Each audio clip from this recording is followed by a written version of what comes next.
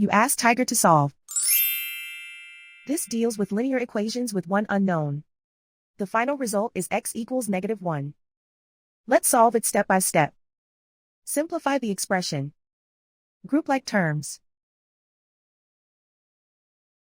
Expand the parentheses. Simplify the arithmetic. Group all constants on the right side of the equation. Add 8 to both sides. Simplify the arithmetic.